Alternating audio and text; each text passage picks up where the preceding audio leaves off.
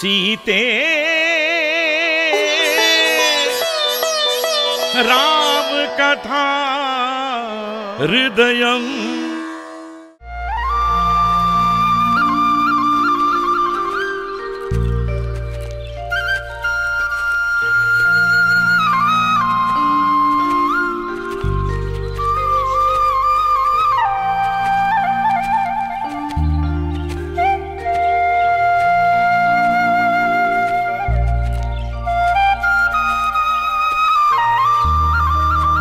गुरुदेव, वहां दूर वनों के बीच में एक आश्रम दिखाई दे रहा है, किंतु आपने कहा यहां किसी मुनि का वास ही नहीं है। ये किसका आश्रम है और यहां किसी का बसेरा क्यों नहीं है? हम ये जानने की इच्छुक हैं मुनिवर, कृपया करके हमें बताएं गुरुदेव। राघव, इस समय जो तुमने प्रश्न किया है वह समय पर है और उचित है। उस आश्रम में जो महर्षि रहते थे, उनका उस आश्रम को त्याग कर चले जाने का कारण मैं तुम्हें बताता हूँ। तुम दोनों ने महर्षि गौतम का नाम तो सुना ही होगा। गौतम महर्षि तो सप्तऋषियों में से एक ऋषि है ना? जी हाँ, सप्तऋषियों में से एक ऋषि गौतम जी है और वह कुलाधिपति भी है, गोत्र प्रवर्तक भी है। अनावृष्टि के समय में हजारों ब्राह्मणों को अपने आश्रम में आश्रय देकर अतिथि सत्कार्य किया था उस विद्वान महापुरुष ने। गुरुदेव, अनावृष्टि के समय जिस आश्रम में अनेकों ब्राह्मणों का अतिथि सत्कार किया गया था, आज उस स्थान को ऐसे रिक्त देखकर मुझे आश्चर्य हो रहा है गुरुदेव। इसके पीछे का कारण एक बहुत बड़ी दुर्घटना है लक्ष्मण। गौतम जी की पत्नी अहिल्या बहुत ही सुंदर नारी थी और बहुत बड़ी पतिव्रता थी। अहिल्या के सौंदर्य को देखकर देवेंद्र मोहित हो गया और एक बार जब गौतम महर्षि जी आश्रम में नहीं थे, तब स्वयं गौतम महर्षि जी का रूप धारण करके आश्रम में प्रवेश लिया। जो नहीं होना चाहिए था वो हो गया। ये देखने के बाद गौतम जी उन दोनों को शाप देकर आश्रम का त्याग कर चले गए। पाप मिटाने वाली गंगा के चरण जब पश्चाताप मिटाने आश्रम में प्रवेश हुए, कलंकित पत्थर जैसे ऋषि बन चुके हैं। हजारों वर्ष का श्राप अब मुक्त हुआ, परम मंगल क्षण है ये, परम मंगल क्षण है ये। एक बहुत बड़ा कार्य करने के लिए आज हमें उस आश्रम में प्रवेश करना होगा। चलो। अवश्य गुरुदेव।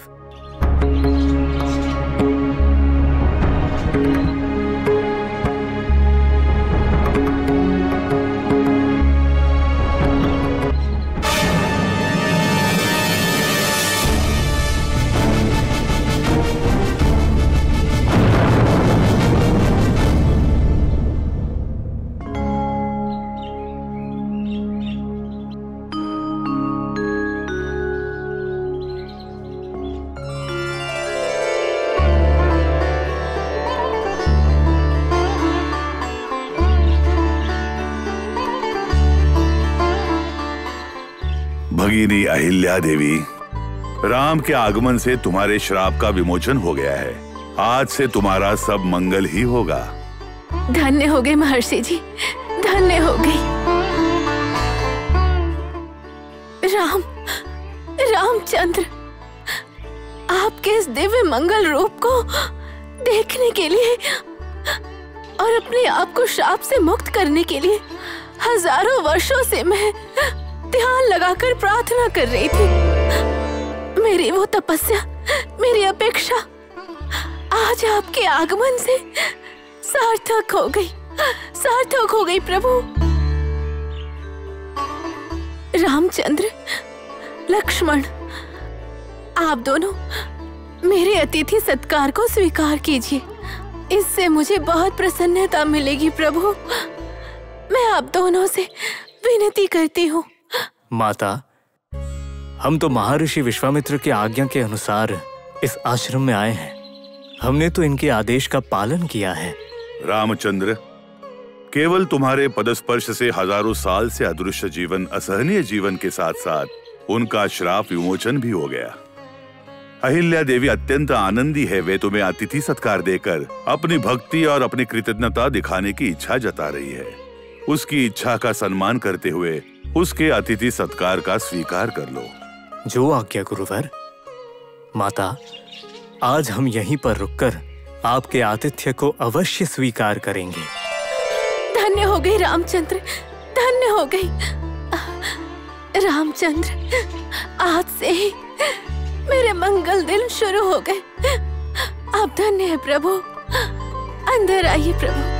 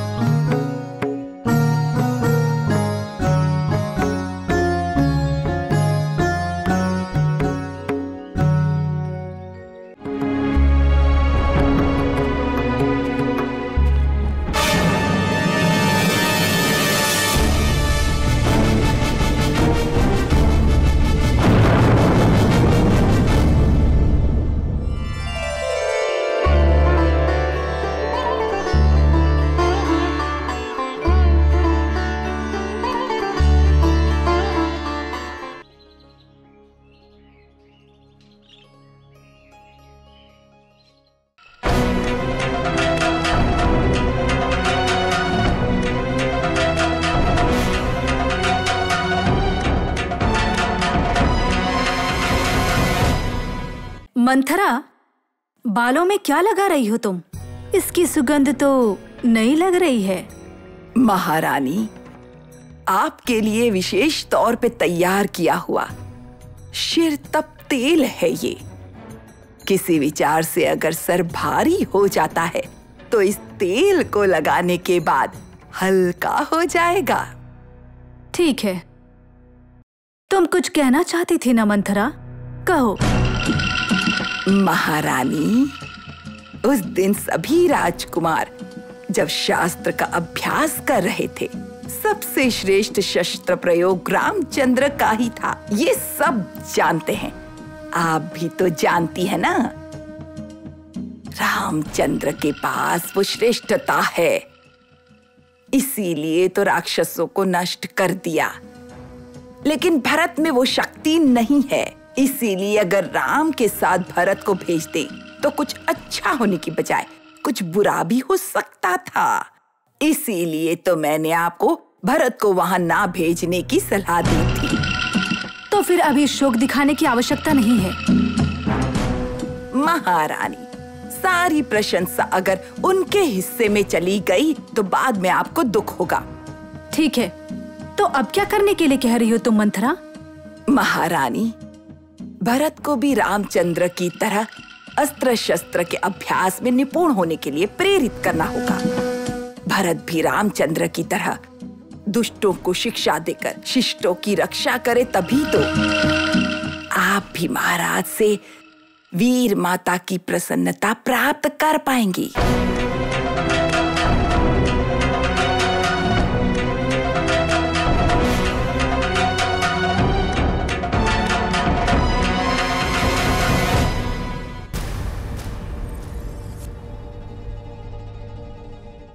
सीते राम कथा हृदयं